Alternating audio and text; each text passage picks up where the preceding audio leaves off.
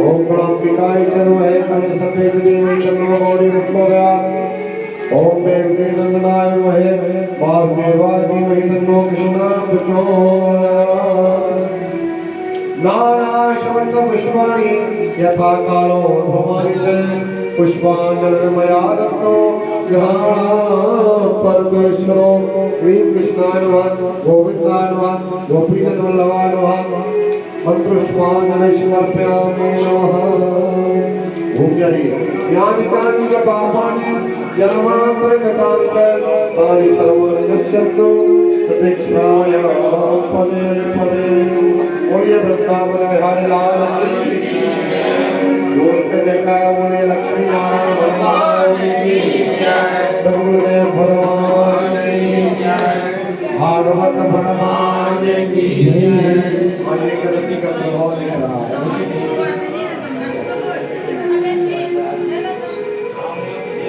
हनुमान जी महाराज की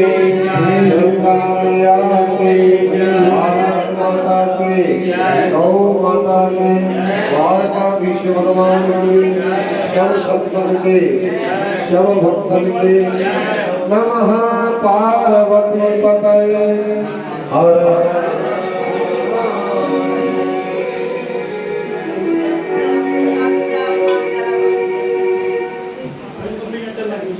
सभी और परम सौभाग्य का विषय अनंत कोटि ब्रह्मांड नायक भगवान श्री राधा कृष्ण की असीम कृपा से आज इस कार्यक्रम का तृतीय दिवस शुभारंभ हो रहा है। आप सभी माताएं बहनें धर्म प्रेमी बंधु धन्य हो जो भगवान की अमृतमय कथा का श्रवण कीर्तन मनन चिंतन प्रेम से बोलो राधे राधे मैया हो।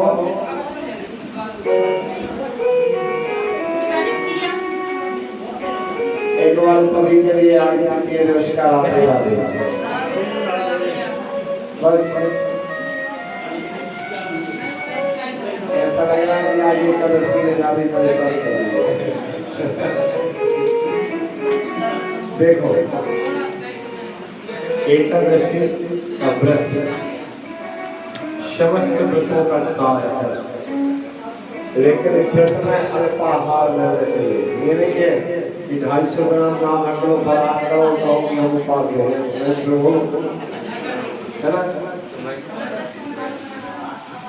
फुलाहार नहीं फुलाहार, ठीक है। लोग क्या कहते हैं ब्रज के नाम से 10 प्रकार की फरार बना के खा लेते हो, कहते महाराज हमने व्रत किया।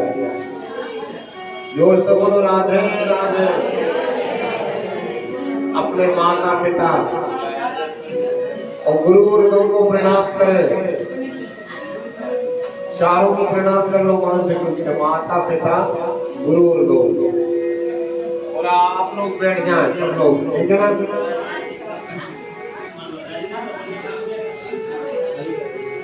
श्री गणेशाय नमः,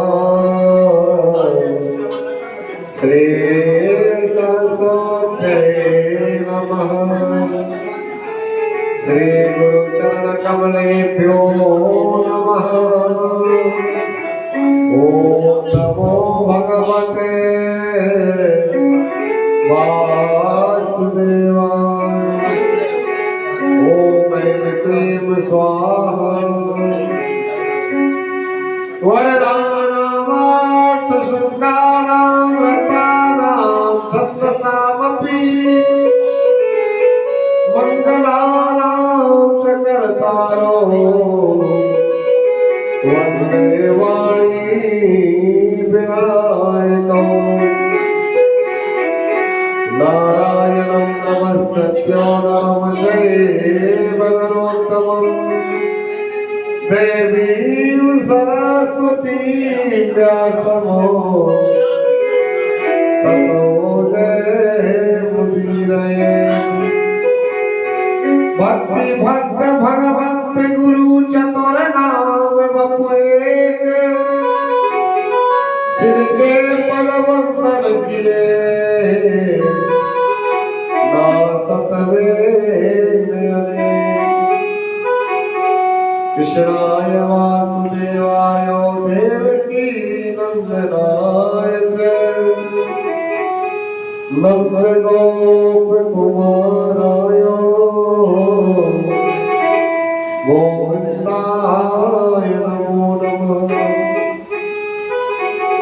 बरसाने की राधिका नंद गाँव के श्याम इन दोनों के चरणों में मेरा कोटि कोटि प्रणाम। श्री सीता मेरी मात है पिता मेरे श्री राम इन दोनों के चरणों में मेरा कोटि कोटि प्रणाम।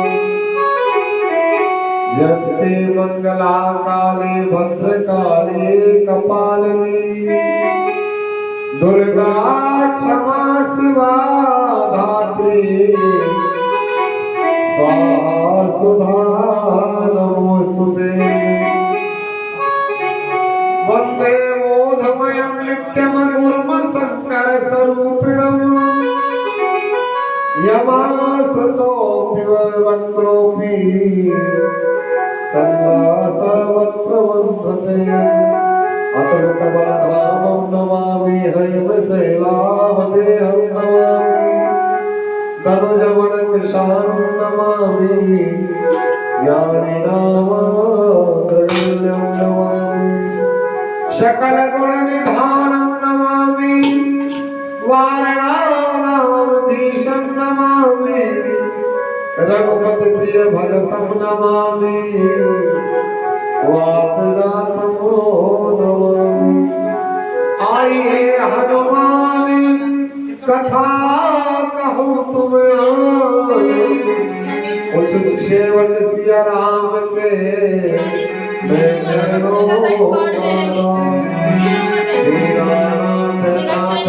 भला मिला संजोग अवे अनितारोगे नहीं ओसे करेंगे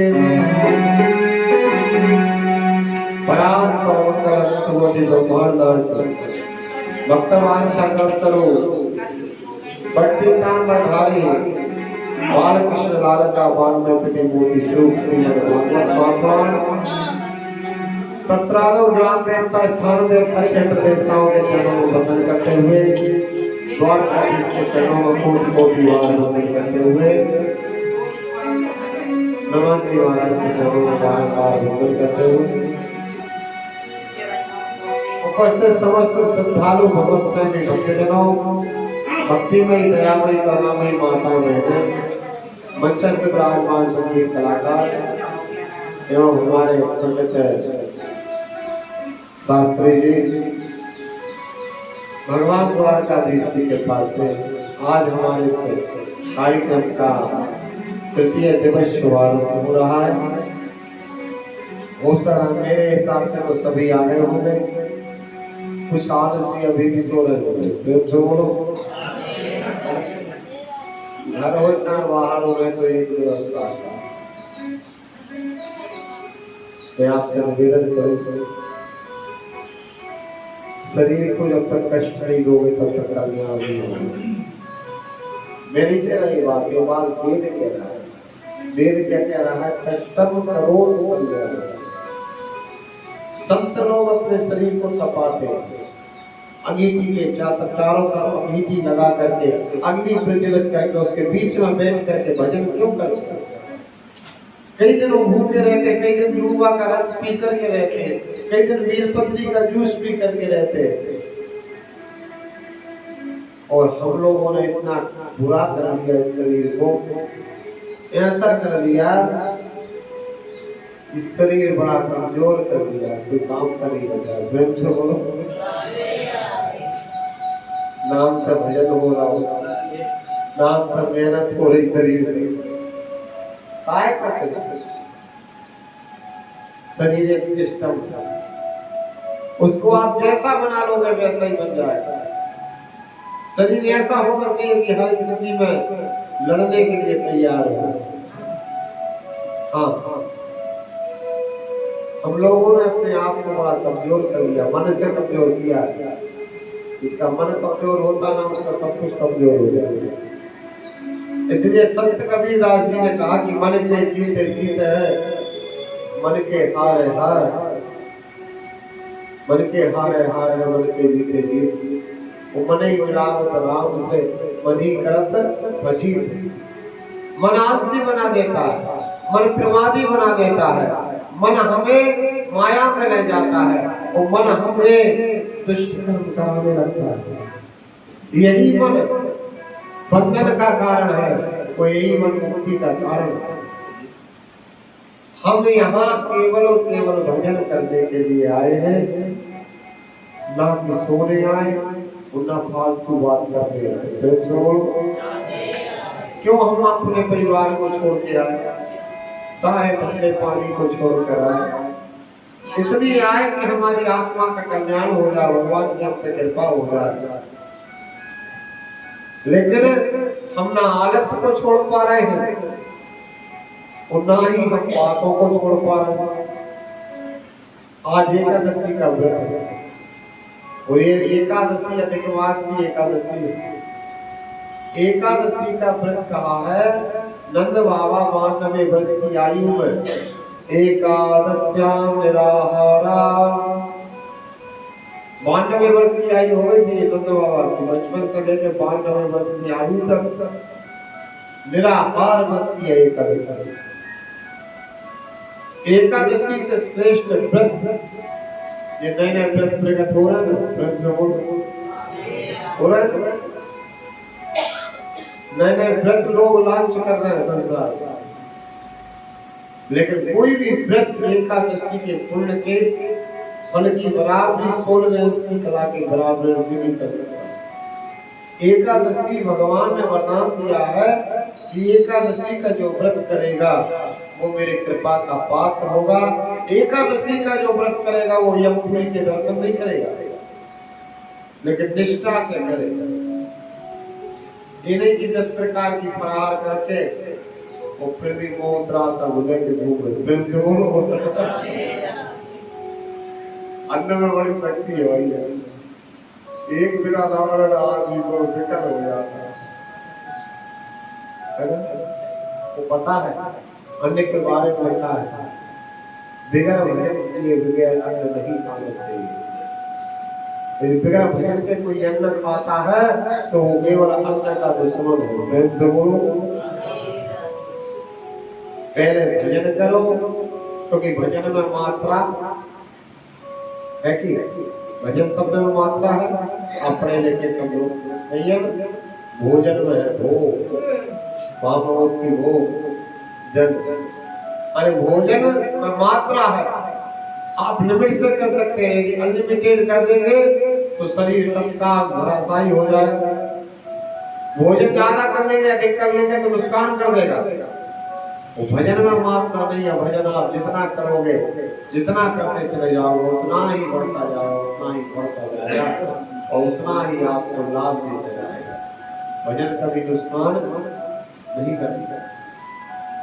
इसलिए हम ये 7 दिन में आज एकादशी जो पड़ी है, आज मैं आप सबसे निवेदन करूं कि शाम से जो फलाहार करें तो फलाहार कर लेना, और जो भोजन करें वो भोजन कर लेना, लेकिन 11-11 माला भोजन के बाद करो चाहे पहले करो। जवाबदारी आपकी, स्त्री हो पुरुष हो कोई भी हो। 11-11 माला यहाँ बैठ के ओम नमो भगवते वासुदेवाय की करना। बहुत भूख लिया, कहीं भी चले जाओ बिना भजन के कुछ होने वाला तो दर्शन कर ही रहे। भजन और कर लो, उनका दर्शन करके आए, दर्शन का भले ही है ना भजन। दर्शन करके भी हम ना सुधरे, बुद्धि ना सुधरी, विचार ना सुधरे, विकार भरे रहे, फिर आए के दर्शन। दरस परस और मंजिल पाना, नास विघ्न कहे वेद पुराण। दर्शन आप करे आए, प्रसन्न भी करे आए। भगवान नागेश्वर महादेव का आपने स्पर्श करके अभिषेक किया, जल अर्पण किया, जलधारा पिया सेवा, सबको कुछ नहीं चाहिए, केवल जल की धारा चाहिए। नियम आप सब लोग कथा के बाद, भोजन करने के बाद, प्रहार करने के बाद या पहले जब आपको उचित लगे, लेकिन 11 माला करके ही सोना। हाँ, ये भी जवाबदारी है। घूमने को तो बड़े लगाए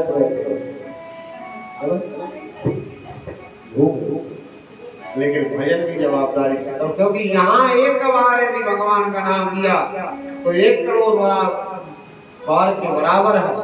9 बजे तक 10-50 वर्ष तक माला करते रहना। यहाँ एक बार यदि नाम ले लिया तो करोड़ों गुना।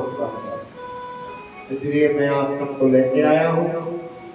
मेरा कर्तव्य बनता है कि आप सबको एक उचित सलाह दूं और आपसे करवाऊं। सोमवार के दिन हम लोग यहाँ अभिषेक करेंगे। कल कृष्ण जन्मोत्सव है, चौथा दिन कथा का है ना, बीच का दिन आ जाएगा। कल भगवान का प्राकट उत्सव है, उसकी तैयारी में आप लोग अपने अपने हिसाब से करना। कोई कथा सबकी है तो बोलो है ना। भगवान ठाकुर जी को वस्त्र भी लगते हैं,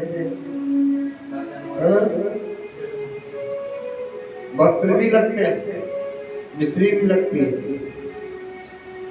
और जो बन जाए, यहाँ पे मक्खन वगैरह मिल जाए, लस्सी बन जाए, कोई बुराई नहीं है ना। अच्छे से मनाओ, दिल से करो। 4 दिन और, 4 दिन में हमारा 1 घंटा 1 मिनट भी व्यर्थ नहीं जाना चाहिए। हाँ, मेरा भजन तो आप लोगों की सेवा है। प्रेम से बोलो। हाँ, आप लोगों की सेवा हो गई तो मेरा भजन हो गया, क्योंकि मैं खूंटा बन के आया हूँ। प्रेम से बोलो। सब अपने अपने कर्तव्य का पालन करो, जिससे जितनी मैंने सेवा करो बुजुर्गों। ये बुजुर्ग यहाँ हमारे माता पिता है ना। तो वहां से हम अपने माता पिता को छोड़ के आए, तो यहाँ ये हम सबके माता पिता। और जितनी जो सेवा करने हुई है, सेवा धर्म सबसे बड़ा धर्म होता है। सेवा हर कोई नहीं कर पाता, भक्ति भी हर कोई नहीं कर पाता। कामी क्रोधी लालची, कामी क्रोधी लालची, आशा भक्ति न होए। भक्ति करे कोई सूरमा, जाति वर्ण कुल। आप लोगों ने सबने अपने घर में बात कर ली होगी, कितनी बार की ईमानदारी से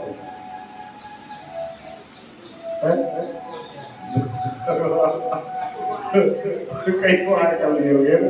मैं जिस दिन से आया हूँ पता है, मेरी केवल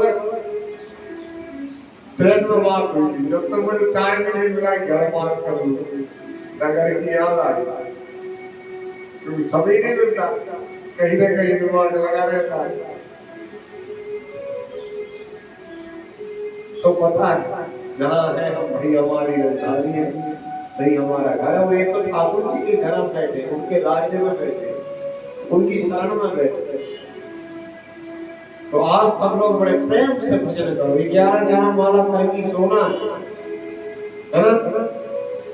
एकादशी व्रतों का राजा है और सर्वश्रेष्ठ व्रत है। एकादशी का व्रत करने वाला कभी नरक में नहीं जाता है। एकादशी के दिन मनुष्य को ओम नमो भगवते वासुदेवाय की जितनी ज्यादा माला हो जाए, तो ये व्यास पीठ गुरु की पीठ है। इस गुरु परंपरा के अनुसार मैं आपसे मंत्र आज जपने को कह रहा हूँ। आप जितने लोग हैं तो विचार करो कितना जाप होगा। प्रेम से बोलो। 1100 जाप आप एक व्यक्ति करें, 11 माला 108 दाने की, 1100 हो जाएगा।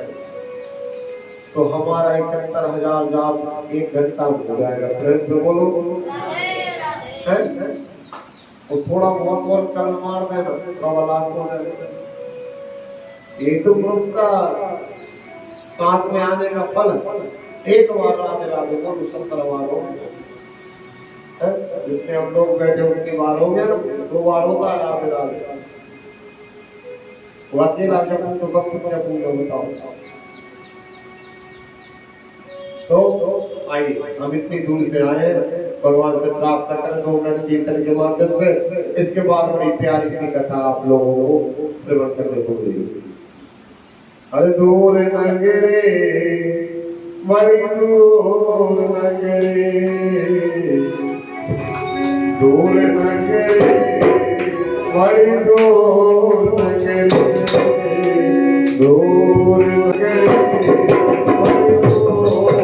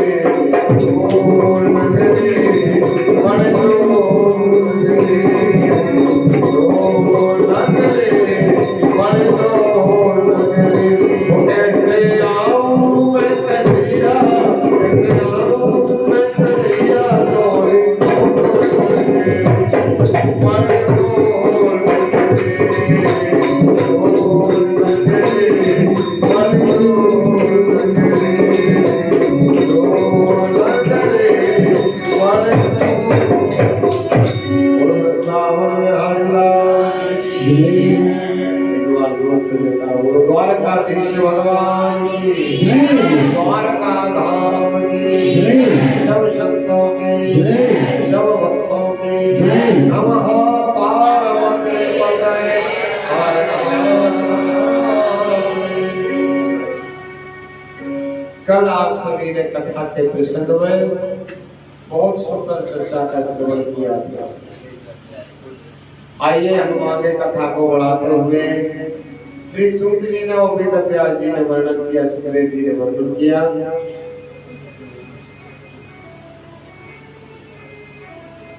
पांडवों का स्वर्गारोहण हुआ, परीक्षित का राज तिलक हुआ। भगवान का श्लोक धाम गमन हुआ, भगवान श्री कृष्ण। आप इस गोपी तालाब को आज गए थे, ध्यान से सुनो, प्रेम से बोलो राधे राधे। आप जिस गोपी तालाब को गए, भगवान श्री कृष्ण 125 वर्ष तक इस पृथ्वी पर रहे और अर्जुन को अपने साथ में युधिष्ठिर का राज तिलक करके अर्जुन को अपने साथ में द्वारका ले गए। ये अर्जुन से भगवान के अनेक रिश्ते थे, एक रिश्ता नहीं। हम लोग जगत के देश के लोगों से, दुनिया के लोगों से रिश्ता बनाते हैं। मेरी माता बहनों, आप ध्यान रखना, हमें सबसे अच्छा और पक्का संबंध कन्हैया से बनाना चाहिए, द्वारकाधीश से बनाना चाहिए, कृष्ण से बनाना चाहिए। जगत के संबंध आपके काम में नहीं आएंगे। अर्जुन ने जितने संबंध बनाए थे भगवान से बनाए। पितामह भीष्म ने अर्जुन से पूछा कि कभी तो तू इनको मित्र बताता है, कभी तू इनको सखा बताता है, वो कभी इनको कहता है मेरे मामा जी के लड़के, कभी कहता है कृष्ण मेरे मामा जी का लड़का है यानी मेरा भाई है, और कभी गुरु बना करके गीता का ज्ञान देता, कभी शिष्य बन जाता है, और कभी संदेश वाहक बनाकर, शांति दूत बनाकर के अपना खत लिखकर भेज देता है, और कभी अपना ड्राइवर बना देता है। आखिर में कितने रिश्ते। तो अर्जुन ने कहा हे पितामह, मेरे तो सारे रिश्ते गोविंद से, जिस रिश्ते की मुझे जब आवश्यकता पड़ती है वही रिश्ता मैं उस समय निभाने लगता हूँ। शिष्य की आवश्यकता पड़ती है शिष्य बन जाता हूँ, भाई की आवश्यकता पड़ती है भाई बन जाता हूँ, और जब साले की आवश्यकता पड़ती है तो भगवान मेरे साले भी है। तुम्ही हो माता पिता, तुम्ही हो बंधु सखा, तुम्ही हो विद्या द्रविणम, तुम्ही हो सर्वम। एक बात बहुत अच्छी गोस्वामी तुलसीदास जी ने रामायण के अंदर में रामचरितमानस में एक चौपाई बड़ी अच्छी आ रही है। आप भी उस चौपाई को मान लेना तो आपका बेड़ा पार हो जाएगा। आपके सारे संबंध कन्हैया से जुड़ जाएंगे, फिर मेरे राघव से जुड़ जाएंगे, द्वारकाधीश से जुड़ जाएंगे। मेरे सवाई सभी बोलेंगे चौपाई। मेरे सवाई एक तुम स्वामी, मेरे सवाई एक तुम स्वामी, मेरे बंधु अंतर्यामी, मेरे बंधु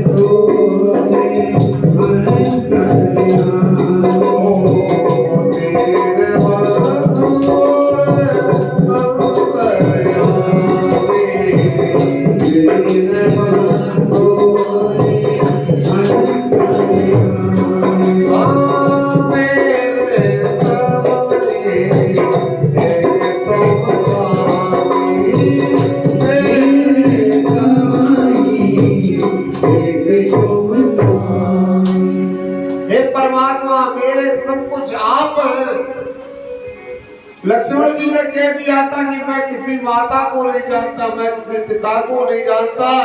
हे मेरे राम जी, यदि आप मुझे अयोध्या छोड़ के गए तो इस लक्ष्मण के अभी इसी समय प्राण निकल जाएंगे। न मैं किसी गुरु को जानता न माता, मेरे समय एक तुम स्वामी, दीन बंधु अंतर्यामी। यदि इस दास को आपने अयोध्या में छोड़ दिया तो याद रखना ये दास जीवित नहीं बचेगा। आप यहां से निकले कि मेरे प्राण आपके साथ चले जाएं। ऐसी लगन, ऐसी चाहत, ऐसा प्रेम और ऐसा दृढ़ अनुराग भगवान के चरणों में जिस दिन किसी भक्त का हो जाएगा तो वास्तव में उसके सारे संबंध परमात्मा से स्थापित। उसी अर्जुन को अहंकार हो गया महाभारत की विजय के बाद, और द्वारका से गोपियों को लेकर के 16,108 भगवान की जो पटरानियां थी द्वारकाधीश की, भगवान समझ गए कि मेरे जाने का समय आ गया, तो भगवान ने अर्जुन से कहा, अर्जुन मेरे जाने के बाद ये द्वारिका समुद्र में डूब जाएगी, तुम ऐसा करो अर्जुन,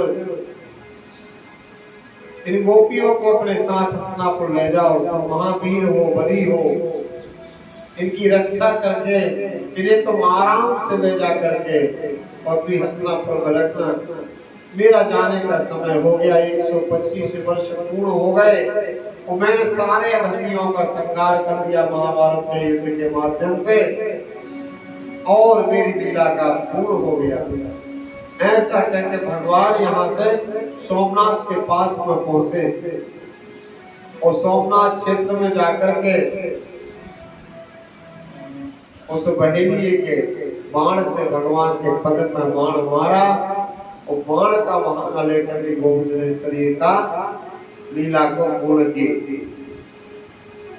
हम सब जब सोमनाथ जाएंगे तो वहां चलेंगे जहाँ भगवान ने अपने शरीर का त्याग किया। संसार में कोई भी आए, देवता आए, सिद्ध आए, योगी आए, कितना भी बड़ा गुरु आए, इस शरीर के 3 ही धर्म होते हैं, जायते, वर्धते, विनश्यते। शरीर जन्मता है, बड़ा होता है, बूढ़ा हो जाता है और मर जाता है। इसलिए शरीर पर ज्यादा ध्यान मत दो, ज्यादा ध्यान हमें देना है अपने कर्मों पर, ज्यादा ध्यान हमें देना है भगवान के भजन पर। वो संसार के समस्त रिश्तों की रस्सियां ढीली कर दो, एक ही रिश्ता सबसे अच्छा है, सबसे पक्का है, वो सदा हमारे साथ देने वाला है, वो परमात्मा। याद रखना, ये जगत बनी का साथी है, वो जिस दिन बिगड़ जाती है तो कोई काम। बनी के शरणों पे लाखों निसार होते हैं, वो बनी जब बिगड़ जाती है तो दुश्मन 1000 होते हैं। बनी को हमने बिगड़ते देखा है, ओ भाई से भाई को मन में बिछड़ते देखा है। ये संसार तो बनी हुई का है भाइयों। जब तक आपके पास पैसा है, प्रतिष्ठा है, जब तक सारे रिश्तेदार आपका सम्मान करेंगे, और जिस दिन आपके पास कुछ नहीं बचेगा तो जब रिश्तेदार तो छोड़ो, गांव के लोग भी जयराम जी की नहीं करेंगे। प्रेम से बोलो। इसलिए यदि भगवान ने आपकी बनाई है तो उसे बनाए रखना, अभिमान मत करना। अर्जुन ने अहंकार किया, गोपियों को लेकर के आ रहा था और यही गोपियों ने इस गोपी तालाब में स्नान किया था और अपने राज मार्ग के श्रम को दूर किया। और यही दारुक नाम का वन है जहाँ भगवान शंकर का आपने ज्योतिर्लिंग का दर्शन किया। नाग के रूप में, नाग नागन के जोड़े के रूप में भगवान ने एक घोर निशाचर का वध करके यहाँ नाग नागन का वेश धारण करके पूजन की। और वही 12 ज्योतिर्लिंग में एक ज्योतिर्लिंग आपने आज करके आए और सभी ने अभिषेक किया। बहुत बड़ी प्रसन्नता की बात है। बाकी ज्योतिर्लिंगों के आपके पास में नहीं जाने देते। आप सोमनाथ जी जाएंगे, पुराने ज्योतिर्लिंग पे तो आप जल चढ़ा सकते हैं, लेकिन नए ज्योतिर्लिंग के पास में आपको नहीं, दूर से दर्शन करना पड़ेगा। प्रेम से बोलो। कहीं भी चले जाना, उज्जैन में दूर से करना पड़ेगा, ओंकारेश्वर में दूर से करना पड़ेगा, मल्लिकार्जुन में दूर से करना पड़ेगा, लेकिन हमें द्वारकाधीश के कारण और इस द्वारका धाम के कारण यहाँ गुजरात के सभी लोग अच्छे हैं, बात के पक्के हैं, प्रेम से बोलो, और सच्चे। आज आप सबने अभिषेक किया, अंदर जाके बैठे, बहुत बड़ी बात है। साक्षात आप सब लोग को पहुंच गए, प्रेम से बोलो। भले ही विलंब हो गया हो, परेशान हो गए हो, ये परेशानियों को थोड़ी बहुत शरीर को कष्ट हुआ, मैंने कहा कि कष्ट करो तो कर लिया। तो पता है 4-5 दिन हो गए हम सो ही नहीं पा रहे। कभी 12, 1, 1:30, कल रात को 2 बजे सो, परसों भी 2 बजे सो।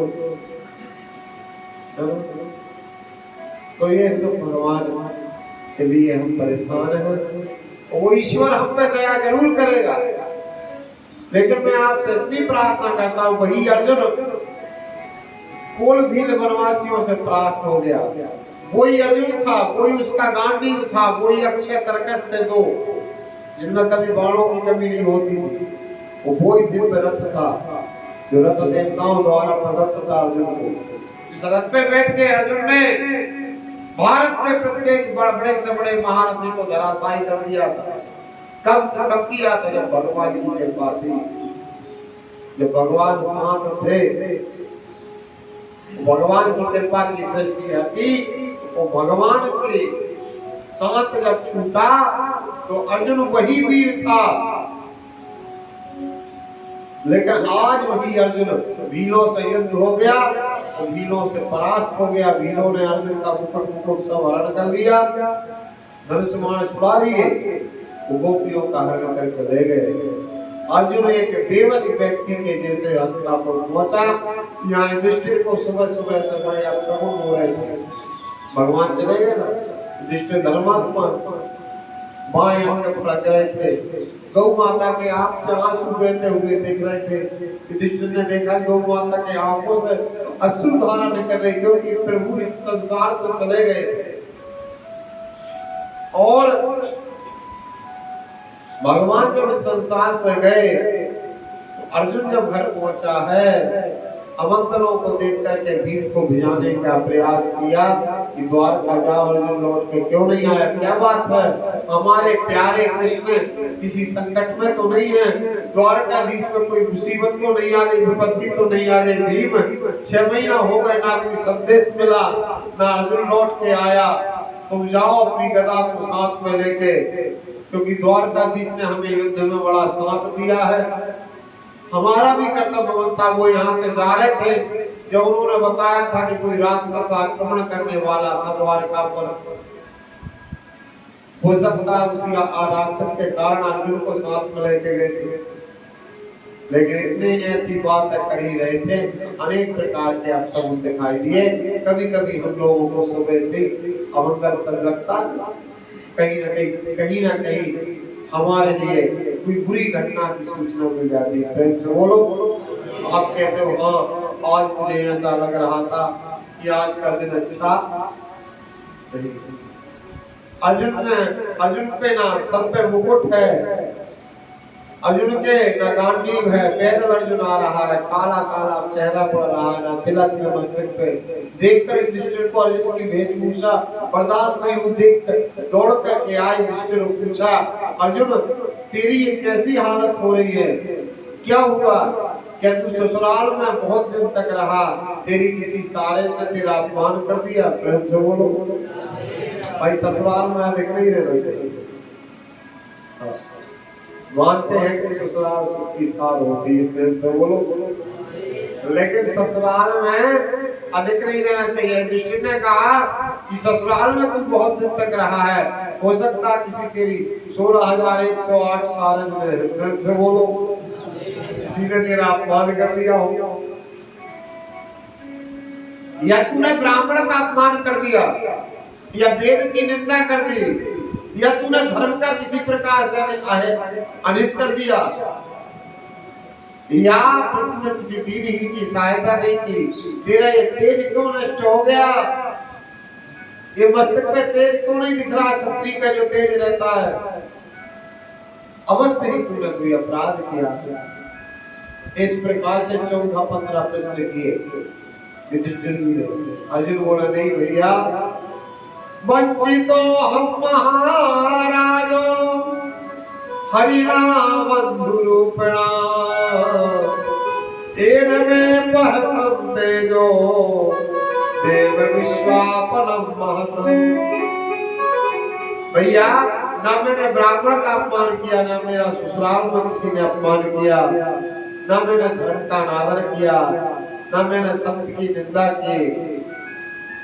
आप जिसे छोटा भाई मानते थे, मैं जिसे सखा मानता था, माता कुंती जिसे अपना भतीजा मानती थी, वो ना माता कुंती का भतीजा था, ना मेरा सखा था, ना आपका छोटा भाई था। वो तो हरि था, भगवान था, ईश्वर था, नारायण था, जो अपनी लीला करने के लिए पृथ्वी पे आया था और 125 वर्ष पूरे होते ही लीला करके अपने लोक को चला गया। अपनी 16,108 पटरानियों को मुझे सौंप के गए और मैं वहां से आ रहा था। मुझे बड़ा अभिमान था अपने घाटी पर, लेकिन भैया भीलों से मेरा युद्ध हो गया। भीलों ने मुझे व्याध की भांति परास्त कर दिया, निर्बल की भांति परास्त कर दिया। जो मेरे पास बल था, जो शक्ति थी, वो सब कृष्ण कृपा थी, कृष्ण की दया थी। और आज मैं भीलों से परास्त हो गया। भैया समय बलवान होता है, मनुष्य बलवान। इसलिए कभी अभिमान मत करना, वो बड़े बोल मत बोलना। नर होत नहीं बलवान, समय होत बलवान। भीलन लूटी गोपियां, वे अर्जुन बेईमान। इसलिए प्यारे बंधुओं, माताओं, जीवन में कितना भी कुछ साम्राज्य आपका हो जाए, कितना भी वैभव हो जाए, अपार संपत्ति हो जाए, अपार पावर आ जाए, तो कभी उसका दुरुपयोग नहीं करना, है ना। आज पांडवों ने सब स्वर्गारोहण किया, सब अपने अपने परीक्षित को राज तिलक करके, राजा परीक्षित को राजगद्दी पे बिठाकर अभिषेक करके आज वीरअभिमन्यु का पुत्र, अभिमन्यु का पुत्र परीक्षित राजगद्दी पे बैठा है और अपने पितामहों की सबकी विदाई की। सभी ने जीते जी अपने जीवन को त्याग दिया। भगवान की जाने की बात सुनी माता कुंती ने, तो माता कुंती ने तो भैया प्राणवायु को खींचा। माता कुंती वो भक्त्या है, भगवान के रिश्ते में तो भुआ थी माता कुंती, लेकिन कभी भी भगवान को भतीजा नहीं माना, केवल भगवान माना। प्रेम से बोलो। कुछ लोग ऐसे होते हैं जो रिश्ते में मर्यादा भी भूल जाते हैं, है ना। लेकिन याद रखना, मर्यादा बहुत जरूरी है। माता कुंती ने कभी भगवान को भतीजा नहीं कहा। जब भगवान जाने लगे थे द्वारका से, हस्तिनापुर से, तो माता कुंती से कहा, बुआ तेरा बेटा बहुत बलवान है, तेरे बेटे, आज तेरे बेटों ने इतना बड़ा महाभारत का युद्ध जीत लिया। हे बुआ, सारे अधर्मियों का संहार कर दिया तेरे पुत्रों ने, आज तेरा बेटा युधिष्ठिर सम्राट बन गया। बुआ मैं भी एक राज्य का राजा हूँ, मुझे बहुत महीने हो गए द्वारका को छोड़े हुए, अब मुझे जाने की आज्ञा दे। और तुझे और कोई आवश्यकता हो बुआ तो मुझसे मांग ले। कृष्ण जो मैं तुझसे मांगूंगी वो तू मुझे देगा। कहा बुआ तुम्हें जो चाहिए वो मांग लो मुझसे, मैं सुबह जाऊंगा। तो कहा कन्हैया यदि तुम जाओगे तो जाते जाते केवल एक वरदान दे दो, एक वरदान दे दो कि मुझे संसार के दुख दे दो। मैं तुमसे दुख की भिक्षा मांगती हूँ, दुख का वरदान मांगती हूँ, मुझे दुख दे दो, मुझे सुख नहीं चाहिए। भगवान 3 कदम पीछे हट गए, बोले बुआ लगता तेरा दिमाग सटिया गया, तेरी अवस्था बहुत हो गई। जिस दिन से तू पैदा हुई है जब से आज तक तूने दुखी होगा, कभी तुझे सुख प्राप्त नहीं हुआ। बचपन में वसुदेव जी के यहाँ पे तू बेटी के रूप में जन्मी, राजा कुंती भोज नाम के राजा ने तुझे गोद ले लिया और राजा कुंती भोज ने तेरा पालन किया और राजा कुंती भोज के कारण तुम्हारा नाम कुंती पड़ गया। बचपन में दुर्वासा जैसे क्रोधी संत की सेवा की तो वो भी एक दुख था। भाई छोटी सी भी बच्ची हो उससे संत की सेवा में लगा दो आप, तो है ना वो जब खेलने खाने का समय। और जब तेरा विवाह हुआ, भगवान बोले जब तेरा विवाह हुआ तब तूने एक बीमार पति के साथ में संबंध हो गया, सारे जीवन भर पति बीमार रहा। जैसे जैसे मंत्रों के द्वारा बेटा हो गए तो बेटों का जन्म हुआ और उनके शत्रु जन्म ले लिए। अनेक अनेक दुख, ऐसे भयंकर दुख देखे तूने कि एक ही दुख को लोग बर्दाश्त नहीं कर सकते, प्राण त्याग देंगे। तेरी पुत्र वधू का तेरे सामने चीरहरण हुआ भरी सभा के बीच में। बेटों को 12 वर्ष का वनवास और 1 वर्ष का ज्ञातवास। कितना बड़ा दुख हुआ। अभी भी दुख मांग रही है।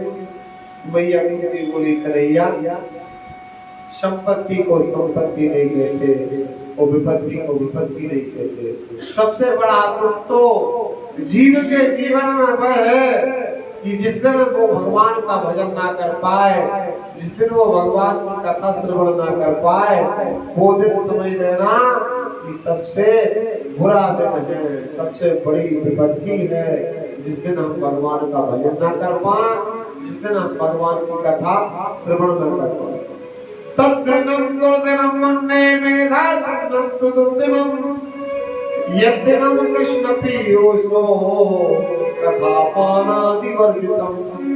शास्त्र कहता है दिन कोई बुरा नहीं होता।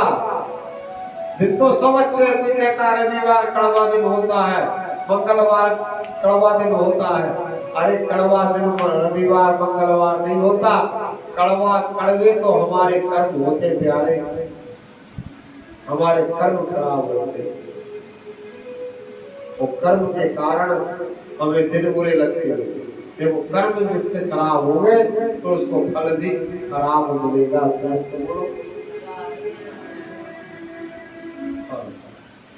और कर्म जिसके अच्छे हो गए तो कर्म से ही उसको अच्छा फल प्राप्त हो, कर्म से ही सुख प्राप्त होता है, कर्म से ही दुख प्राप्त होता है, कर्म से ही लाभ होता है, कर्म से ही हानि होती है, वो कर्म से ही भय प्राप्त होता है, वो कर्म से ही अभय प्राप्त होता है। और कर्म जहाँ बिगड़ गया तो याद रखना उसका फल आपको ही भोगना है। ना आपका बेटा भोगेगा, ना पत्नी भोगेगी, ना कुटुंब भोगेगा। इसलिए मैं आप सबसे निवेदन करूं, कर्म तेरे अच्छे हैं तो किस्मत तेरी दासी है, नियत तेरी सच्ची है तो घर में मत रहा। बोलो तो घर में मत रहा। इसलिए माता कुंती बोली, मैंने जीवन में कोई गलत कर्म नहीं किया, एक मुझे तो दुख चाहिए। भगवान बोले दुख मेरे पास नहीं है, मैं किसी को दुख देता ही नहीं। लोग मुझे झूठा दोष देते कि भगवान ने आपकी बात हो दिया, हरी भैया दुख मेरे पास है नहीं है। मेरा नाम क्या है पता है? आनंद सिंधु। क्या नाम है? भगवान का एक नाम क्या है? वो स्वामी तुलसीदास जी ने रामायण में लिखा है, जो आनंद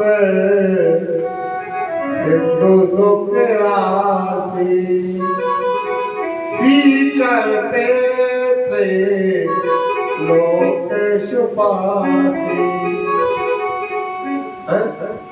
जो आनंद सिंधु सुख राशि सी करते थे लोग, सो सुख धाम। एक नाम क्या है? सुख धाम। बोलो जोर से बोलो, कैसे बोल रहा है? माता है सौ में लिखा तो बैठेंगे कि हम नहीं बोलेंगे। जोर से बोलो राधे राधे।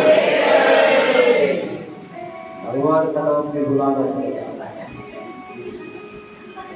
लेकिन बोलेंगे बोल सकते। मेरी माता बहनों, भगवान का एक नाम है सुखधाम। सो सुखधाम राम असनामा अखरे लोक दाए।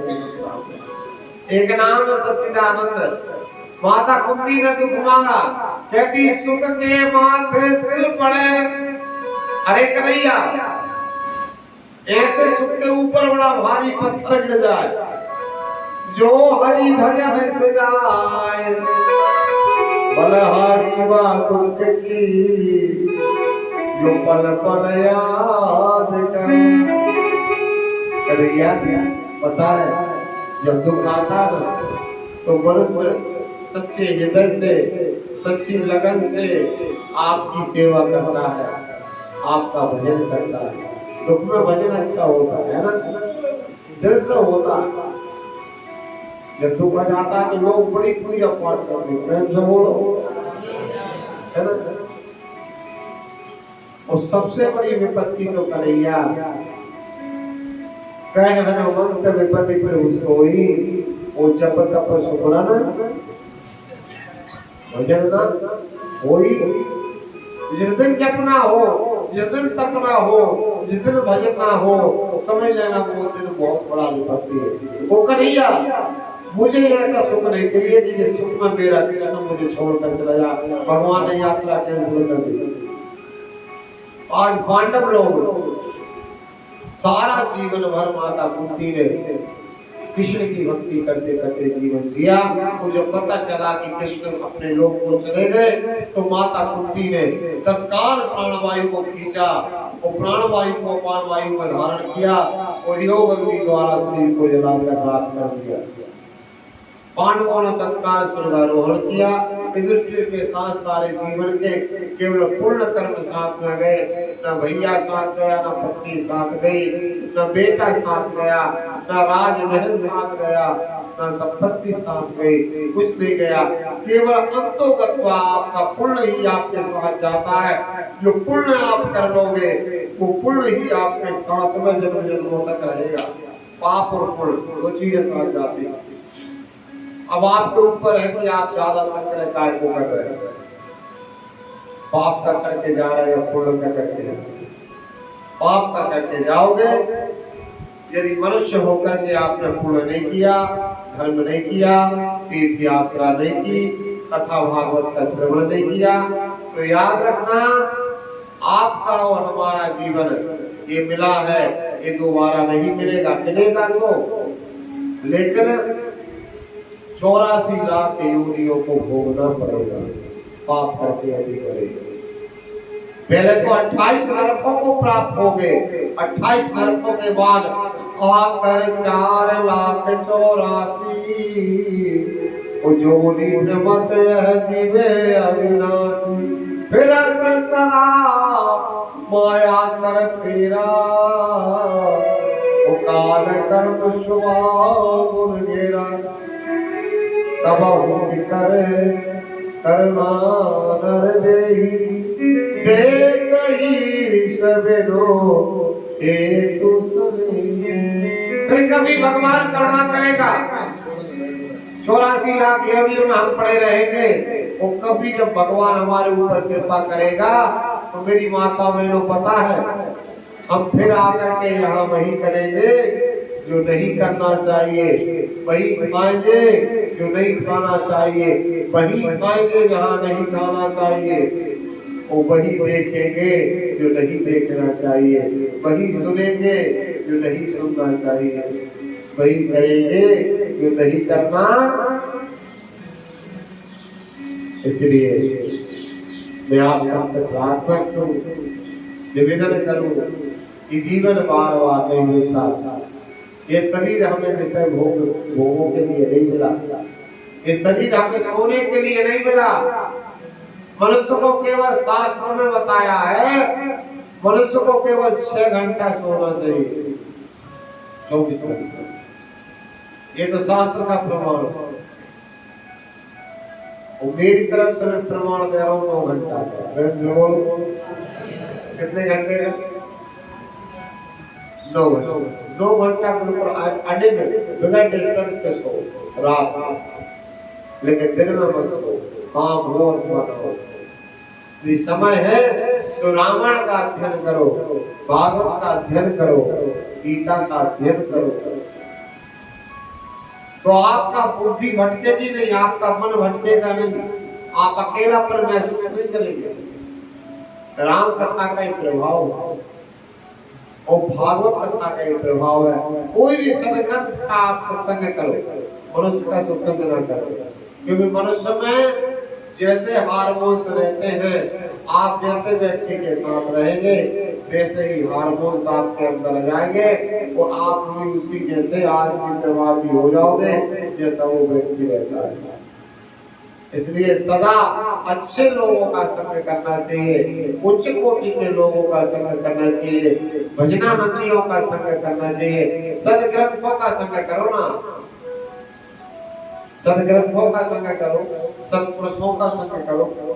जैसे मान लो उदाहरण में कहें, यदि आप हमसे नहीं जुड़े होते और हम आपसे नहीं जुड़े होते तो ये कथा भी यहाँ नहीं हो रही होती। प्रेम से बोलो। हम आपको प्रति वर्ष एक बार वर्ष में जैसे तैसे पढ़ के खींच के ले आते हैं, चलना ही पड़ेगा भाई, और आप मान जाते हैं और आपके द्वारा इतना बड़ा कार्य हो जाता है, तीर्थ क्षेत्र बहुत बड़ी बात। आपका भी पढ़ना भागवत तो उसमें मिलेगा। सदग्रंथों में लिखा है कि तीर्थ क्षेत्र में जाकर के कथा का श्रवण, मैंने 3 स्थान पे कथा सुनी है, समझ रहे आप? मैं बहुत डेंजर व्यक्ति का प्रेम से बोलो। हाँ, सत्य बता रहे, तत्काल छूट मार देते थे हम लोगों को, विचार नहीं करते। उत्तर मध्यमा तक ऐसी स्थिति थी, लेकिन 3 स्थान पे मैंने 3 कथा पूरी सुनी नियम से, बिल्कुल पीछे बैठ के सारी पब्लिक यहाँ जूता चप्पल उतारते थे तो प्रेम से बोलो। पहली कथा मैंने तीर्थराज प्रयाग में श्रवण की, गंगा यमुना सरस्वती के संगम पर।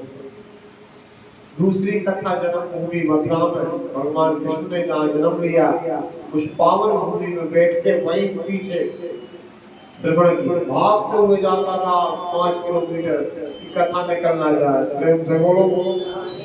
हाँ, ये सब चस्का लगा मुझे, भागते हुए ऑटो वाले ना उठा रहे, दौड़ते हुए जाता निकलना जाता, वो सबसे पीछे बैठ के श्रवण करता। और तीसरी कथा श्री धाम वृंदावन, तो 3 कथा ने मेरे जीवन को बदल दिया। प्रेम से बोलो। एक कथा कामधेनु, राम कथा सुन धैर्य सम, लेकिन विश्वास से सुनोगे तब। आप जैसे मान लो यहाँ बैठे हो, जबरदस्ती बैठे हो, महाराज जी नाराज हो, नहीं बैठेंगे महाराज जी कहेंगे इसलिए आएगा। तो ऐसे मन मार के बैठने वालों को फिर क्या मिलेगा बताओ? मजबूरी समझ के बैठे, कुछ नहीं मिलेगा। कर्तव्य का पालन करते हुए कथा का श्रवण करो, नियम से श्रवण करो, तो एक ही कथा आपके सर्वस्व जीवन को बदल देगी और आपको आपके जीवन में जो कमी होगी वो पूरी कर देगी। आप तो विश्वास मानो, जैसे मान लो आप यहाँ आए हो, आप नियम से श्रवण कर लो, लेकिन आदमी क्या बड़ा चंचल है, इसका मन बड़ा चंचल है, वो पता नहीं भजन में कैसे बिल्कुल ऐसा हो जाता है दीवार। प्रेम से बोलो। हाँ, वो अभी छोड़ दो कमरा में जाकर बड़ा पूरे पंखा खोल देगा। प्रेम से बोलो। डरे बड़े से भजन में आलस नहीं आना चाहिए कभी। कथा का फल बताया है और कथा का फल तो बहुत बड़ा बताया है, मैं तो आज से कुछ भी वर्णन नहीं कर रहा। ये तन हमें किसी बेकार कर्म के लिए नहीं मिला। भगवान राम ने स्पष्ट कहा लक्ष्मण से, हे लक्ष्मण चौपाई क्या कहती है? आप सब लोग बोलेंगे चौपाई क्या कहती है रामायण की, आप सब लोग बोलेंगे चौपाई। यह तन कर फल विषय न भाव, यह तन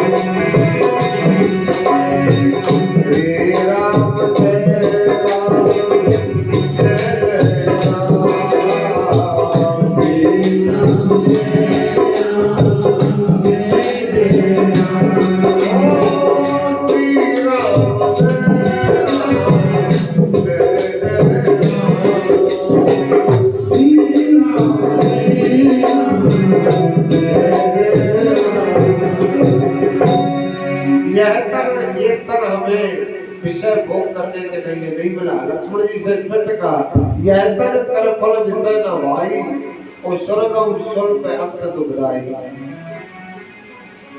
जब आप विषय भोग करते हैं ना, कोई भी भोग करते हैं, तो थोड़े समय के लिए तो स्वर्ग जैसा सुख मिलता है। भोग करते समय थोड़े समय के लिए ऐसा लगता है कि स्वर्ग का आनंद प्राप्त हो गया, लेकिन अंत दुखदाई।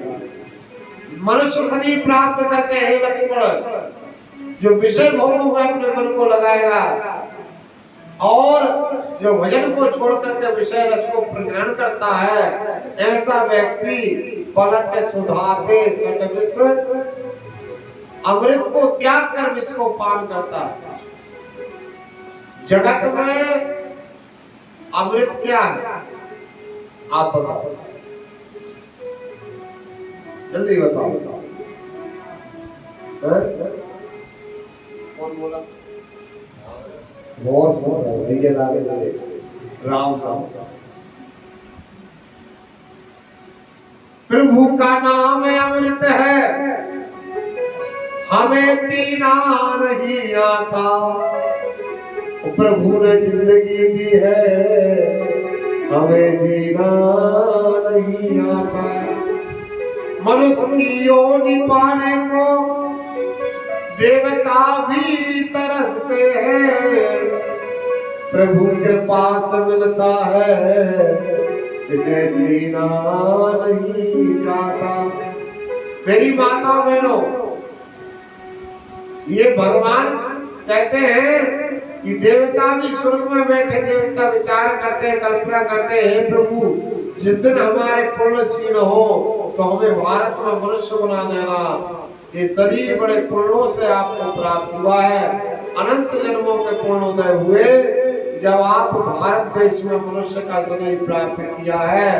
यदि इस जन्म में आपने मनुष्य शरीर प्राप्त करके नेक कमाई नहीं करी और दुष्ट कर्म बहुत किए, तो याद रखना आपको विश्वास दिलाता हूं मैं, इतने जन्म खराब हो जाएंगे कि आप कल्पना नहीं कर सकते। जितने ऊपर आ रहे ना मनुष्य, आखिरी शरीर होता है मनुष्य, इसके बाद सीधा मोक्ष।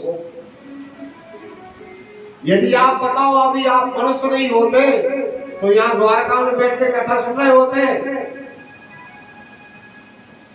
यदि कल्पना करो आप वर्तमान में अभी आप एक कुत्ता होते या बिल्ली होते, चूहा होते, बंदर होते, हाथी घोड़ा होते, तो भजन कर रहे होते, दर्शन कर रहे होते, अरे फिर रहे होते कई घंटे खाते।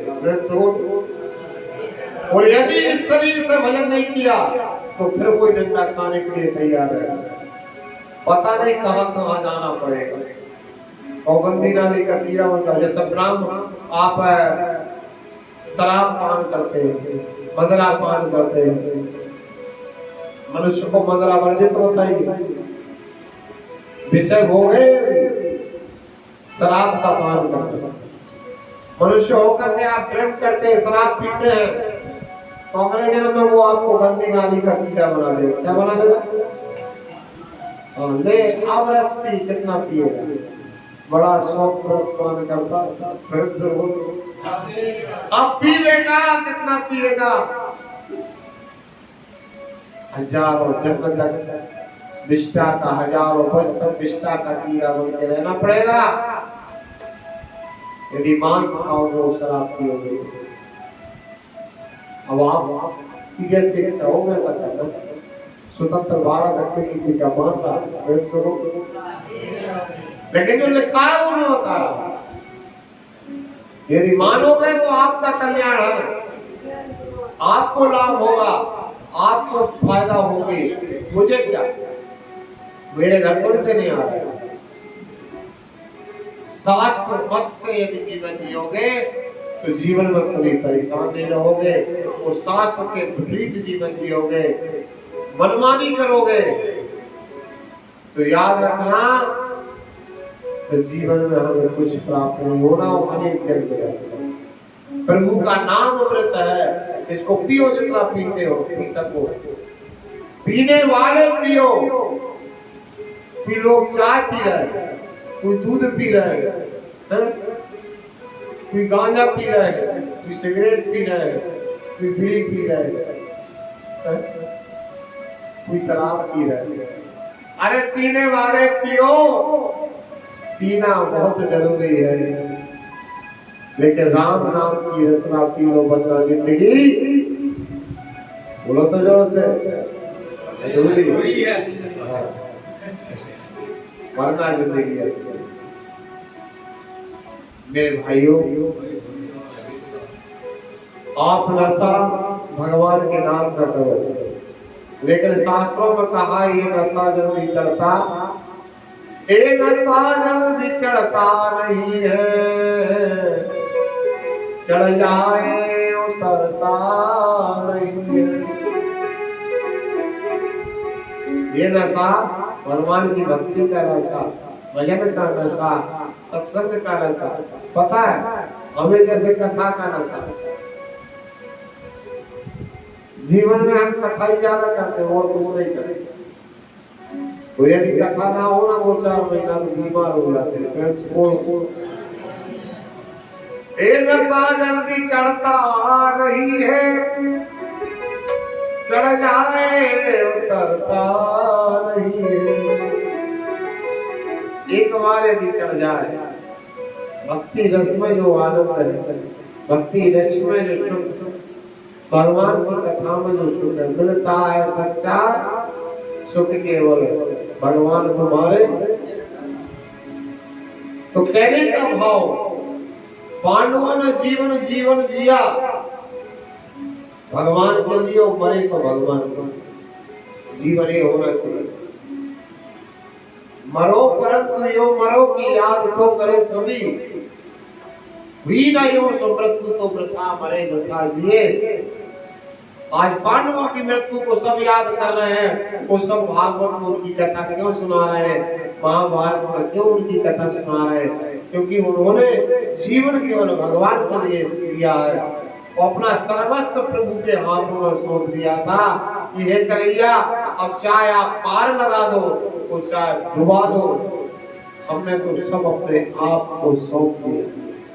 अब सौंप दिया सारा जीवन, घनश्याम तुम्हारे, जीत तुम्हारे हाथों में हाथ। भगवान ने कह दिया पार, तुमने जब अपने आप को मुझे सौंप दिया, ऐसे आप आपके परिवार को सौंप दो भगवान को, सारे बेटों को, बेटियों को, नाती पोतों को, सबको भगवान को सौंप दो। प्रभु मैं क्या क्या देखूंगा, मैं किस किस को देखूंगा, किस किस को संभालूंगा, मैं तो मेरे संपूर्ण परिवार को, अपने संपूर्ण जीवन रूपी रथ को आपके हाथों में सौंपता हूँ। अब आप चाहो तो पार लगा दो, तो आप चाहो तो रुका दो। हमें हमारा जीवन आपके ऊपर, हमारे ऊपर नहीं। आप जहां ले चलोगे वहां मैं चलूंगा, तो जहां आप रखोगे वहीं मैं रहूंगा। आपकी मर्जी में मेरी मर्जी है, यही शास्त्र का सार है। अंत में परीक्षित राजा बने। राजा बनते ही परीक्षित ने सबसे पहले खजाने को चेक किया। कि कितना खजाना है, माल टाल है। भाई गाड़ी को मेरे पिताजी प्लस करके गए या माइनस करके गए, प्रेम से बोल। बहुत सारे पिता कर्जा दे जाते, बेटा को दे जाते, और बहुत सारे पिता प्लस प्लस बढ़ा जाते। तो अर्जुन का नाती है, अभिमन्यु का पुत्र है परीक्षित, भगवान का परम भक्त है, लाडला भक्त। ऐसा जीव है, अनोखा जीव कि जिसने भगवान की प्राप्ति माता के गर्भ में कर ली, पहला बालक है जिसने माता के गर्भ में ही भगवान कृष्ण की प्राप्ति कर ली। लोग तो जन्म जन्म तक भटकते रहते भगवान को प्राप्त करने के लिए। ये कितना उच्च कोटि का भक्त होगा जिसको दर्शन देने के लिए भगवान 9 महीना पेट में ही रहा, तो भगवान से रहा नहीं गया, 8वें महीने में दर्शन देने को लिया। प्रेम से बोलो। और भगवान की कृपा का बरदहस्त इसके ऊपर। और ऐसे परम प्रतापी राजा परीक्षित ने खजाने को देखा तो अर्जुन जैसे व्यक्ति ने हस्तिनापुर की इतनी सीमाएं बढ़ाई थी कि राजकोष भरा पड़ा था। उसमें एक दिव्य मुकुट पहना, मुकुट रखा था, जो राष्ट्रीय मुकुट था पांडवों का, खानदानी मुकुट, वो थोड़ा अच्छी डिजाइन में नहीं था। प्रेम से बोल। और उसमें एक मुकुट रखा था जरासंध का, काले कपड़े में बांध के दुष्ट जैसा धर्मात्मा व्यक्ति जानता था। भीम ने जरासंध को मारा, और जरासंध जैसे अन्यायी राजा का मुकुट भीम लेके आ गया कि भैया इस मुकुट को हम पहनेंगे, देखो कितना अच्छा बढ़िया का मुकुट। अब ये जरासंध जो था उसके पास 2 नंबर की कमाई, शुद्ध 2 नंबर की। प्रेम से वो सब अन्याय की संपत्ति, अन्याय के धन से बनाया हुआ, अनीति के धन से बनाया हुआ इसका संपूर्ण राज्य में धर्मराज मित्र जानते थे तो उन्हें काले कपड़े में बांध के से छुपा के रख दिया। अब पांडवों में कोई बचा नहीं है बताने वाला, तो परीक्षित ने उस मुकुट को उतार दिया, वो जरासंध के मुकुट को पहन लिया। बुद्धि खराब हो गई, शिकार खेलने के लिए गए और वन में जीव हिंसा की, और एक बार दिग्विजय करने के लिए निकले कि मेरे दादाजी ने, अर्जुन ने सारे देशों में भारत का ध्वजा लहराया था, सारे देशों के राजाओं को परास्त किया था। आज ये परीक्षित भी दिग्विजय के लिए निकलेगा, वो अपने दादा अर्जुन के नाम पे इसको बनाए रखेगा। और छोटी सी उम्र में सारे प्रदेशों के राजाओं को, सारे देशों के राजाओं को परीक्षित ने परास्त करके एक छत्र राज्य किया पूरे भारत में। इतना प्रभावशाली राज्य, बहुत सीमाएं हमारे भारत देश की बढ़ाई। आकर के एक दिन सरस्वती नदी के किनारे पर विश्राम कर रहे थे, और जब ही कलयुग प्रारंभ हो गया, राजा परीक्षित जब राजा थे अभिमन्यु के पुत्र, उसी समय कलयुग का प्रवेश हुआ। और राजा परीक्षित एक सरस्वती नदी के किनारे पर, सरस्वती नदी के आपने दर्शन किए कि नहीं अभी तक? क्यों? सरस्वती नदी कहाँ है? आप लोग गए थे? पूरे भारत में केवल सरस्वती नदी बद्रीनाथ में ही प्रकट है, बाकी भारत में लुप्त हो गई है, गुप्त हो गई है। गंगा में मिल गई, यमुना में मिल गई, बद्रीनाथ में प्रकट है। वही व्यास जी का आश्रम है जहाँ 18 पुराणों की रचना व्यास जी ने की, व्यास गोपाल, सरस्वती नदी के किनारे। आप कभी बद्रीनाथ जाए तो सरस्वती नदी में अवश्य जाए, तो दान पुण्य करें और जल भर के लाए, और वही जल अपने घर में सभी बच्चों को बुलवाए, इससे मां सरस्वती की कृपा आपके बेटों पर पुत्र पुत्र प्राप्त होगी। बद्रीनाथ के महत्व में बताया कि जो जावे बद्री वो ना आए माँ की उदरी। मेरा माँ के घर में दोबारा नहीं आता। बद्रीनारायण ने ऐसा वचन दिया माता लक्ष्मी को, हे लक्ष्मी, जो आज से लेकर कलयुग के अंत तक मेरे बसाए हुए धाम में आएगा, मेरे दर्शन करेगा, तो ऐसे मनुष्य के सारे पाप नष्ट हो जाएंगे, वो दोबारा माता के गर्भ में नहीं जाएगा, माता के उदर में नहीं, उतरी जाने उदर आप जरूर जाना चाहिए। हम तो घूमने आए, हरिद्वार में कथा की थी, वहां साहब भी गए थे, राज साहब, यला जी, ये सभी लोग गए थे, बहुत सारे गए।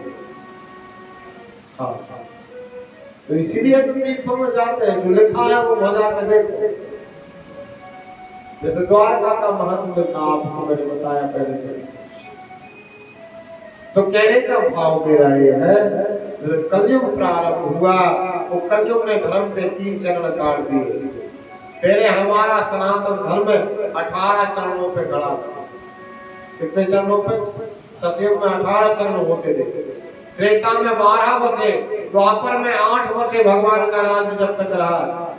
और कलयुग में 4 बचे, कलयुग में प्रारंभ होते ही 3 काट दिए, सत्य, तपस्या और दया। अब आप देख रहे प्रत्येक व्यक्ति झूठ बोल रहा है, कुछ लोग तो आज भी झूठ बोल रहे हैं, प्रेम से बोलो, बोल जाते हैं।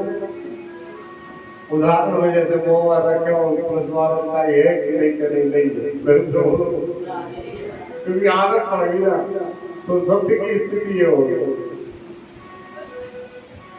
सत्य संसार में सत्यमुखी चरण तोड़ दिया कलयुग। तपस्या की बात आती है तो अब देखो तपस्या कौन कौन करता है, 11 माला की कही है, प्रेम से बोलो, वो भी पता चल जाएगा साहब।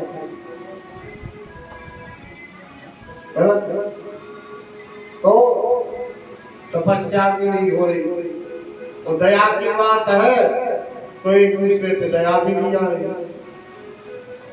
केवल एक चरण पे हमारा धर्म खड़ा है, एक चरण सावत है, उससे खड़े खड़े बेल बन के हमारा धर्म रो रहा था। वो धर्म पे जब कलयुग अत्याचार कर रहा था, हंटर मारते जा रहा था, बेल बन के धर्म रो रहा था।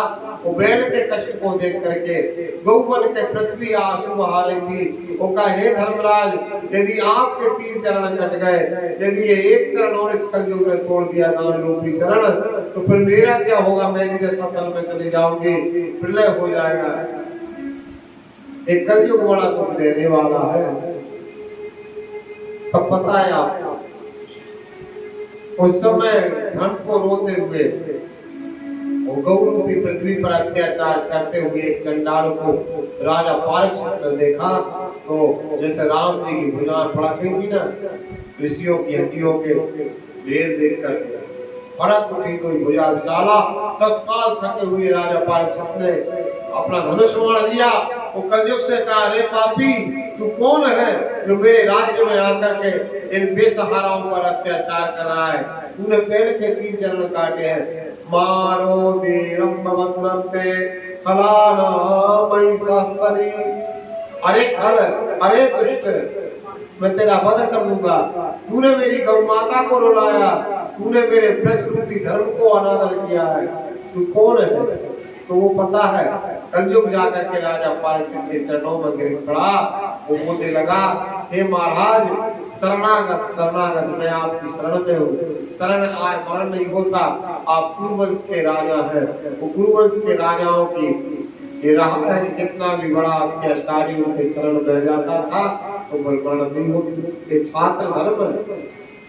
क्षत्रिय की शरण में कोई आ जाए तो क्षत्रिय उसको प्यार करेगा। महाराज मेरी रक्षा करो, मेरा नाम कलयुग है और आप धर्म के रक्षक हैं, मैं धर्म को नष्ट करने वाला हूँ। मैं जहां जाता हूँ आप मुझे धनुष्मान लिए दिखाई देते हैं, क्योंकि आप धर्म की धुरी है। वो धर्म धुरंधर है। ये आपका बेल नहीं है, ये धर्म है आपका। वो एक गौ के रूप में पृथ्वी है। ये दोनों मेरे कारण रो रहे हैं। तो कहा कि मेरे राज्य में नहीं रह सकता, मैं तेरा वध कर दूंगा। कि नहीं महाराज, आप मुझे नहीं मार सकते क्योंकि मैं आपकी शरण में हूँ। और दूसरी बात यह है, आपका राज सार्वभौम सारी पृथ्वी पर, और मुझे भी लेना और आपको भी लेना। इसलिए आप ऐसा करें, कुछ दूसरा उपाय कर ले। मैं आपको वचन देता हूं, जो वचन मैं आपको दूंगा वही स्थान पर मैं रहूंगा, उसके अलावा कहीं तीसरे स्थान पर नहीं जाऊंगा। ऐसा वचन दिया कलयुग। तुम राजा पारक्षित ने कहा कि आप एक बात बताओ कलयुग, तुम्हारे अंदर गुण कितने? कलयुग बोला एक। वो कहा गुण, का गुण तो महाराज एक गुण है, बाकी सारे हजारों गुण। तो बोलो अब आपको पहले का सुनना है, अब गुणों का वर्णन करूं कि गुण का? तो का एक गुण है तो कोई सुना तो कौन सा गुण है? कल जो बोला यत् फलमनाप्सि तपसा योगेन समाधिना तत्फलं लभते सम्यक् कलौ केशव कीर्तिना। कल जो बोला हे राजन, मेरा एक महान गुण है, ऐसा गुण न सतयुग में था, न त्रेता में था, न द्वापर में था, ये तो मुझी कलयुग में है। तो का कौन सा महान गुण है भैया बताओ तो? कयत फलमनाप्सि तपसा। सतयुग त्रेता द्वापर में हजारों वर्ष तपस्या करी जाती थी, बड़े बड़े यज्ञ किए जाते थे, तब भगवान की कृपा प्राप्त होती थी, भगवान के कृपा प्राप्त होती थी। लेकिन कलयुग में जो गति बड़े बड़ी तपस्या से सतयुग में त्रेता द्वापर में होती थी, वो गति कलयुग में केवल भगवान के नाम से होगी। तत्फलम लभते सम्यक् कलौ केशव कीर्तिना। केशव, केशव यानी कृष्ण के कीर्तन से, कीर्तन गाने से प्राप्त होगी। महाराज ऐसा बोलता। और गोस्वामी जी ने इसी श्लोक को भागवत के लिखकर देख करके लिख दी चौपाई। आप लोग बोलो तो चौपाई बोलो, ईमानदारी से बोलो तो बोलो। हाँ मेरे बिना रहा ठीक है। कलयुग केवल हरि गुण गाओ,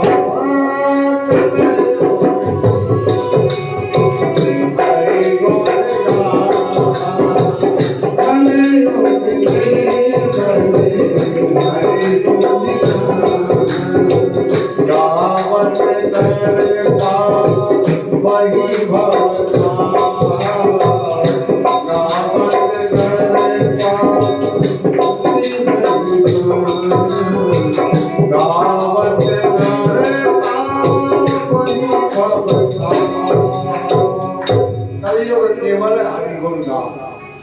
केवल भगवान के गुण गाए कलयुग में व्यक्ति, दुनिया भर की ऊट पटांग वार्तालाप ना करे, केवल भगवान के गुण गाए। अरे गुण गाए यानी कथा बोले, आपस में पति पत्नी कथा सुनो, कथा बोलो एक दूसरे से, है ना? लड़ो मत, भारी लड़ते हो आप लोग एक दूसरे से, बोलो कस पर कस चलती रहती है। देखो इतना जीवन निकल गया, अब कसमकस करने से कुछ प्राप्त होने वाला? दुख में बसर हो, सुख में बसर हो, जीना तो हर हाल में होगा। अमृत हो आंसू के जहर हो, पीना तो हर।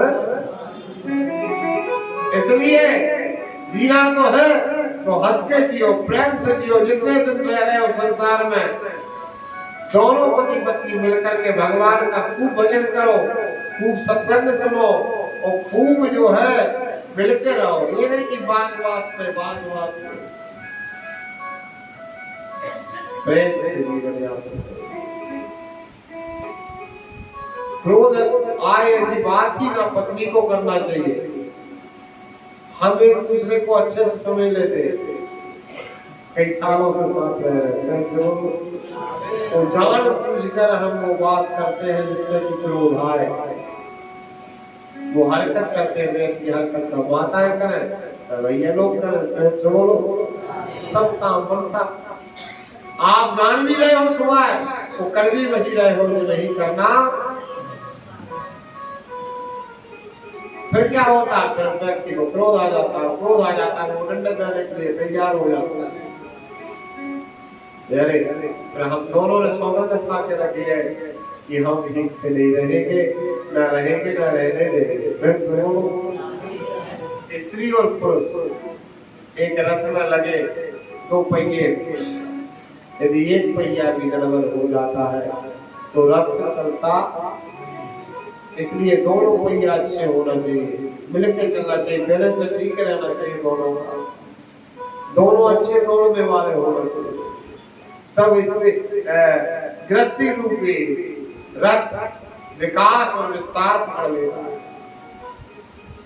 लेकिन एक पहिया तो पंचर हो, जो मन से न चल रहा हो, बेरिंग लगी हो, तो धक्का पड़ेगा, गाड़ी चलेगा, कब चलेगा केवल, है ना? प्रेम से, प्रेम एक दूसरे से प्रेम, दया है यदि कभी क्रोध आ जाए तो दया से, दया करके मना भी लो, प्रेम से बोलो। इंसान में नोट मूर्ख होना चाहिए, अक्ल नहीं होना चाहिए। कितनी भी बड़ी समस्या आ जाए, यदि आपके अंदर नोट मूर्ख है तो आप हर बुराई से बच जाएंगे, लोग आपको क्षमा कर देंगे।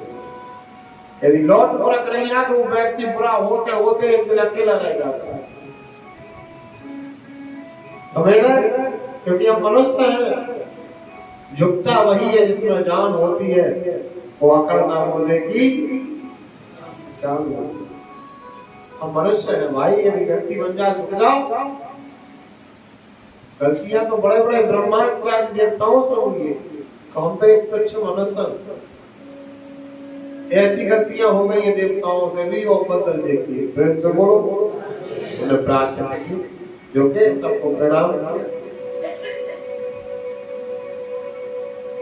किया तो उसका ये मतलब भी नहीं है कि आपको आपके सामने व्यक्ति झुक गया तो उसको इतना झुका दो कि वो गणादी से बाजार पे कभी झुकने के लिए तैयार है। तो इस सब बातों का ध्यान देना जाता है, दोनों पक्षों को देखते हुए।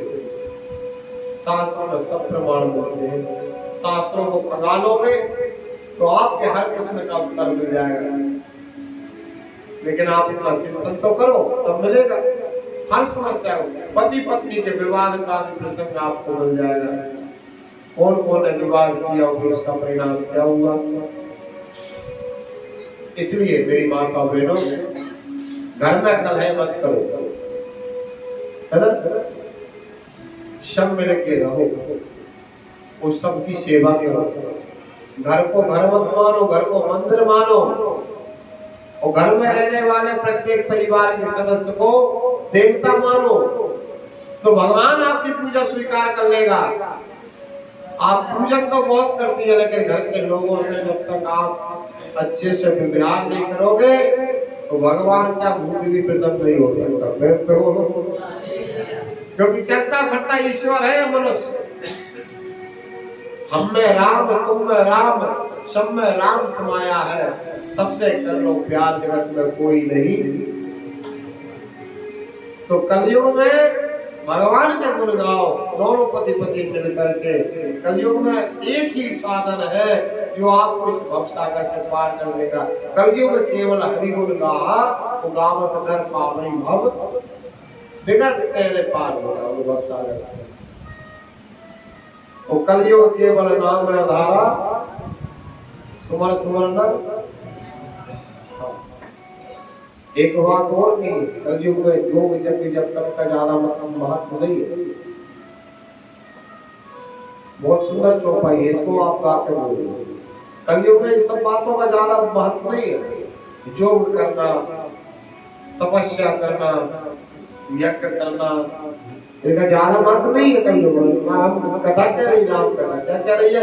गोस्वामी संत शिरोमणि तुलसीदास जी अपनी वाणी में लिख रहे हैं, कलयुग जोगे जाके न जाना, कलयुग जोगे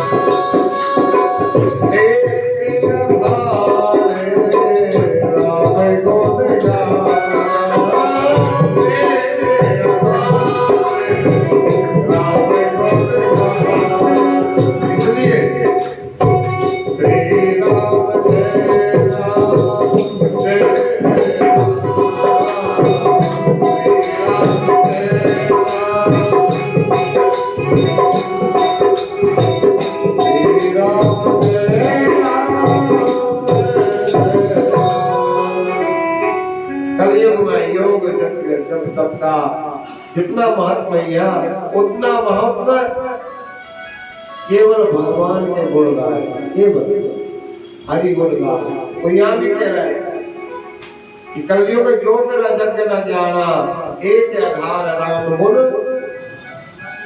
तो राम के गुण गाओ, क्यों दुनिया के गुण गा रहे हैं? भगवान के गुण गाओ। मेरी माता बहनों, मैं आपसे निवेदन करूं, कलयुग का ये गुण बड़ा अच्छा लगा, बहुत अच्छा लगा। राजा पारिक से बोले भैया एक बात तो तुझसे कहूं, कलयुग दिखने में तू बहुत बुरा है, प्रेम से बोलो। वो तेरे कर्म भी अच्छे नहीं है कलयुग, लेकिन तेरे अंदर ये एक गुण ऐसा गुण है, इस गुण की बराबरी किसी भी युग में नहीं, कोई युग नहीं कर सकता। तू बहुत अच्छा है, ये गुण तेरा बहुत अच्छा है, इसलिए तू रह। लेकिन मैं तुझे स्थान दे रहा हूँ रहने के लिए, उन्हीं स्थानों पर रहना, उनसे बाहर कभी नहीं निकल जाना। उन स्थानों पर जो मनुष्य है उनके वो मनुष्य तेरे परिवार के हो जाएंगे, मुझे उनसे कोई मतलब नहीं रहेगा। यदि जो मनुष्य तेरे स्थान पर ना आए, जो मैं तुझे नहीं दे रहा, तो तू कभी जीवन में उनका हित मत कर देना, नहीं तो सर्वनाश हो जाएगा तेरा। कल जो बोला जी महाराज आप तो बिल्कुल रजिस्ट्रेट कर दो वो स्थान जो आप मुझे दे रहे हैं, लिखा पढ़ी कर दो, मैं उनके बाहर नहीं जाऊंगा। लेकिन यदि उन स्थानों पर कोई आपका वाला आया तो उसे छोड़ूंगा नहीं, उसके घर को बर्बाद कर दूंगा। तो बोलो हाँ। तो 4 स्थान दिए, 4 स्थान कौन कौन से दिए? ध्यान से सुन लेना आप लोग, माताओं बहनों भाइयों। 4 स्थान दिए। कलयुग 4 स्थान पर रहता है। वो 4 स्थान में पहला स्थान पता है कौन सा है? दूतम, जुआ, जहाँ लोग जुआ खेलते हैं, पत्ता खेलते हैं, पैसा लगा करके, लकड़ी मकड़ी काकर खेलते हैं भगवान जाने, वो सब जुआ है, जहाँ पैसा लगाएगा। जहाँ जुआ खेले उस स्थान पर तू रहना। दूसरा स्थान दिया पानम, पानम यानी मंदरा, शराब, जहाँ शराब बिकती है। जो व्यक्ति शराब जहाँ बिकती है वह जाए, वो शराब को पिए, तो उनके साथ मत तू रहना, उनकी बुद्धि खराब कर देना, भ्रष्ट कर देना। शराब पीने से शरीर, शराब पीने से 3 चीजें नष्ट होती है, शरीर, जमीन, वो जमीन। प्रेम से बोलो कितनी चीजें जाती शराब से? शरीर, जमीन और जमीन, आपका जमीन। शराब में कलयुग का वास है, और ऐसे कलयुग के वास में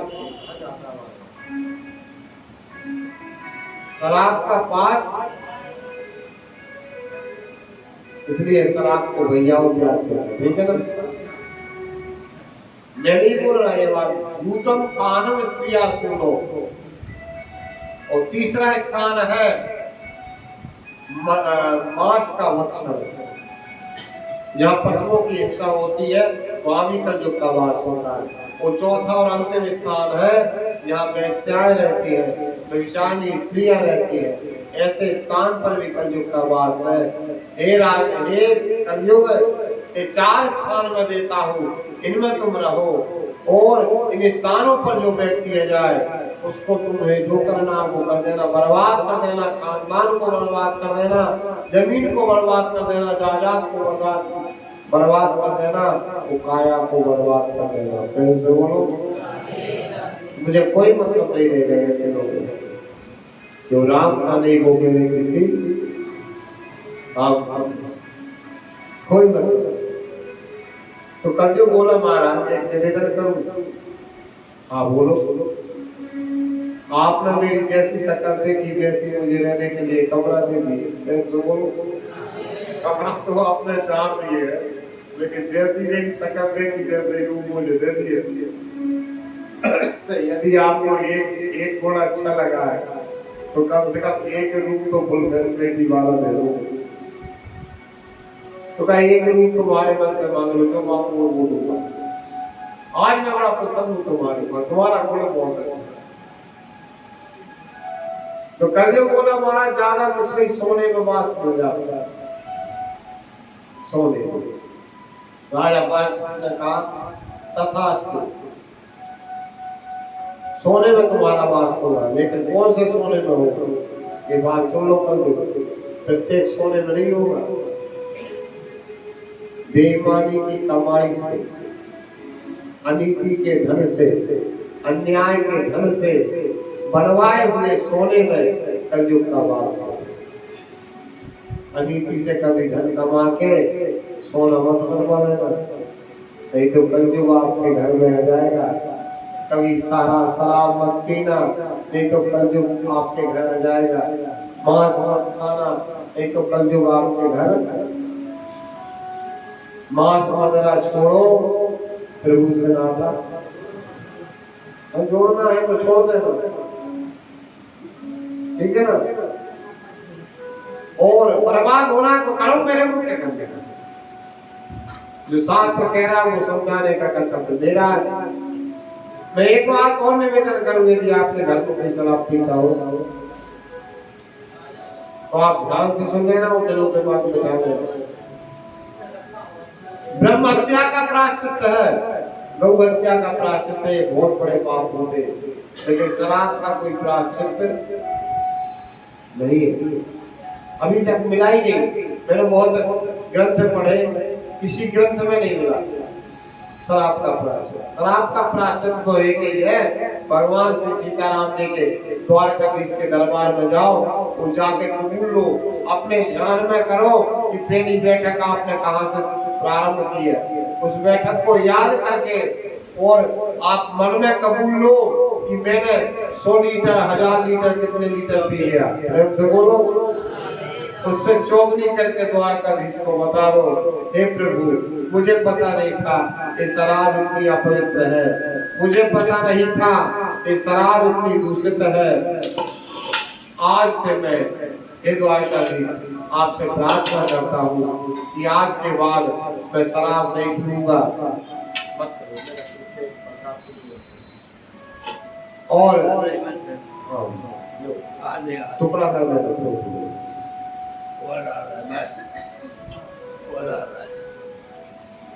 प्रेम से बोलो भाग्य बिहारी लाल की। तो मैं आपसे निवेदन करूं, इन पापों का प्रायश्चित नहीं होता। कलयुग ने जैसे सुना कि सोने में बात दिया तो राजा परीक्षित के मुकुट में बैठा और बुद्धि खराब कर दी। राजा परीक्षित ने कथा ऐसी आती है, जाकर के समीक ऋषि के गले में मरा सर्प डाला और समीक ऋषि के बेटे श्रृंगी ऋषि ने श्राप दिया कि हे राजन, आज से 7वें दिन वही सर्प तुम्हें तक्षक नाग बन के डसेगा, तो तुम्हारे 7 दिन के अंदर प्राणवंत हो जाएंगे। ऐसा श्राप ब्रह्म वाक्य जनार्दना कहते और छोड़ दिया जल। राजा को जब पता चला, घर में गए, मुकुट को उतारा। मुकुट में क्यों कलयुग बैठ गया? क्योंकि ये अन्यायी राजा जरासंध का मुकुट पहने थे। यदि घर वाला मुकुट पहने होते, मेहनत की कमाई के पैसों से बनाया हुआ मुकुट पहने होते, तो शायद कलयुग उस मुकुट में नहीं जाता। क्योंकि मेहनत की कमाई से बनाए हुए सोने में तो कृष्ण का वास होता है। तो बोलो, आप परिश्रम की 1 नंबर की कमाई से